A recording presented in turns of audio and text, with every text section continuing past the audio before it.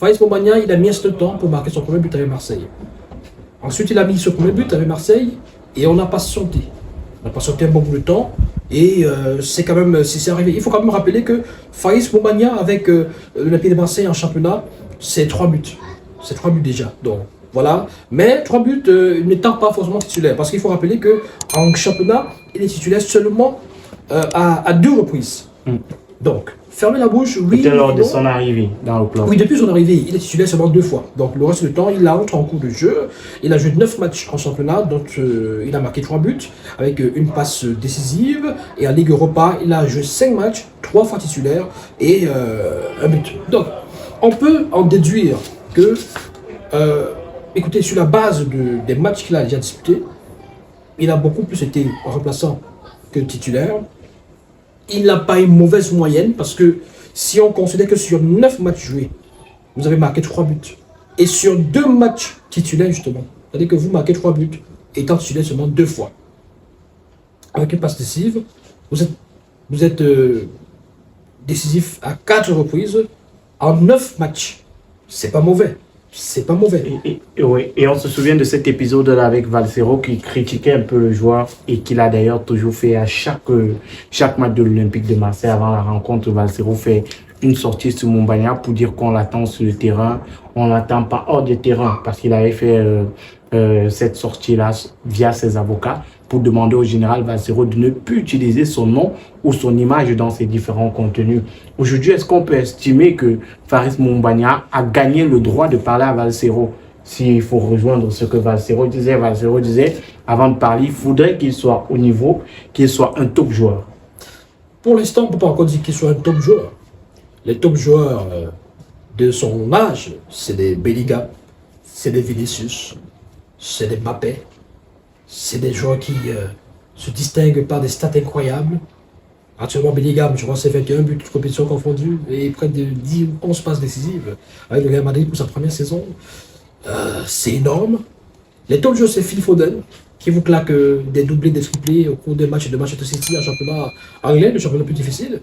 Les top joueurs, c'est justement Foden qui vous met un but incroyable, qui vous livre un match étonnant face au Real Madrid pendant la Ligue des Champions. Donc, pour l'instant, j'invite les Camerounais à être un peu plus humbles et un peu plus sobres, un peu plus lucides. Parce que, vous savez, lorsqu'on fait trop de bruit parfois autour d'un joueur, on ne contribue pas forcément à lui permettre de s'améliorer, d'être meilleur. Parce que il est important de faire comprendre à certains joueurs que nous aimons qu'ils doivent encore travailler, qu'ils doivent plus travailler pour arriver au niveau où on souhaiterait les voir.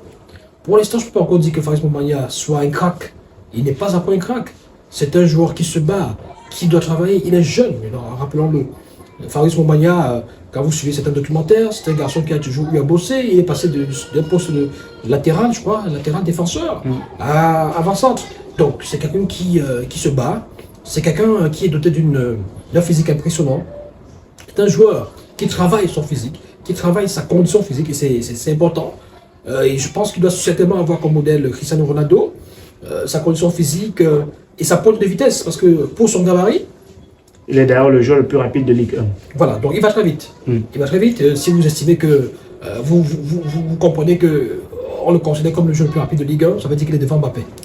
Donc voilà, Mbappé, Mombagna, balle au pied, ça va très vite.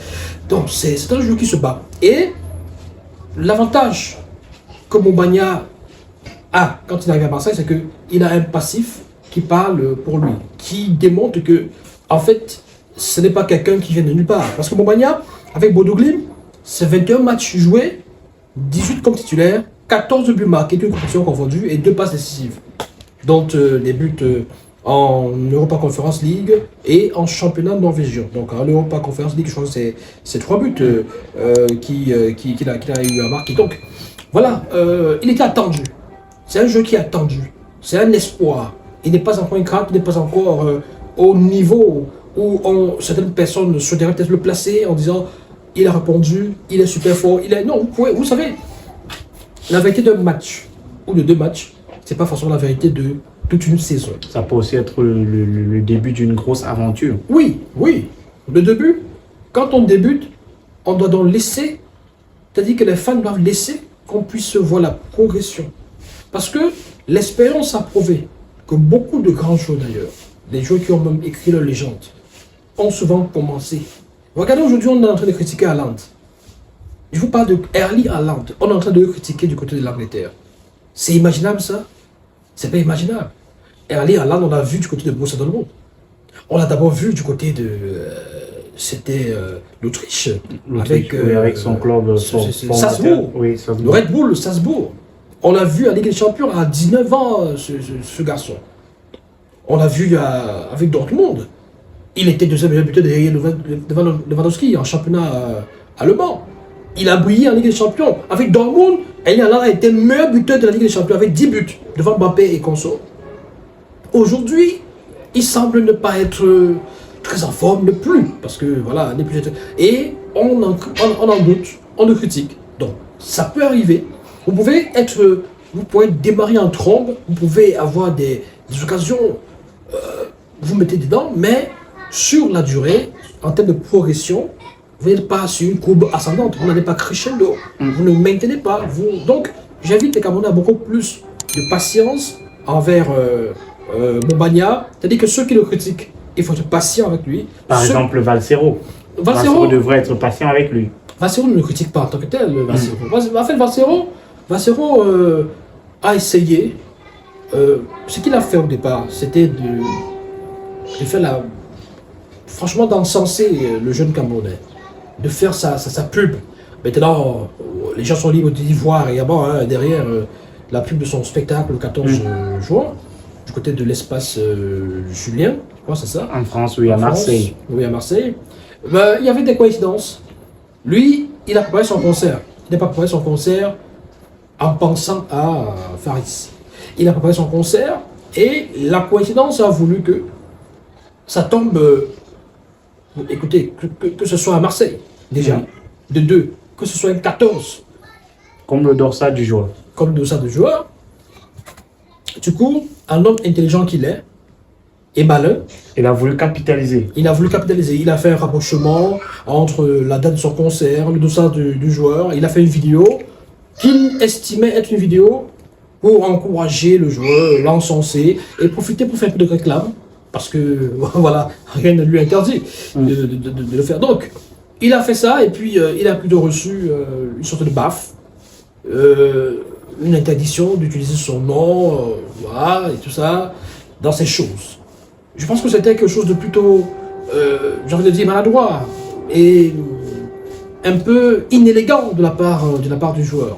Parce que le gars, l'artiste, c'est-à-dire que c'est un artiste de ton pays qui fait le buzz, enfin qui te vante, quoi, qui te lance, comme on dit au quartier, qui fait ta promo. Mais peut-être le joueur ne voulait pas. On a eu cette discussion, non, en fait, ce débat. Oui, le problème, c'est lequel? Est-ce que Valsero a été insultant envers lui? Non. Est-ce que Valsero a été négatif envers le joueur, comme dans cette vidéo? Non. En fait, il fait la promo du joueur, parce qu'il faut quand même dire qu'à ce moment-là, Mombagna est sous les feux des critiques en France. Il faut le dire, il faut le rappeler à nos amis qui nous regardent. Mombagna est sous le feu des critiques du côté de la France. Daniel Riolo ne le loupe pas. Mohamed Denis, tout cela, on ne le loupe pas. Les médias français de façon générale et les fans ne sont pas derrière Mombagna. Mombagna n'avait pas vendu, quand Valsero achète son maillot, d'ailleurs la vidéo est là, quand il achète son maillot et qu'il demande si des gens achètent son maillot, le vendeur lui fait comprendre, nous sommes là dans la boutique officielle de l'Olympique de Marseille. Le vendeur il fait comprendre qu'il n'y a pas plus de 5 personnes qui achètent le maillot de Mombagna. Je crois qu'il parle de 6 ou 7. Voilà. Dans tous les cas, moins de 10. Oui.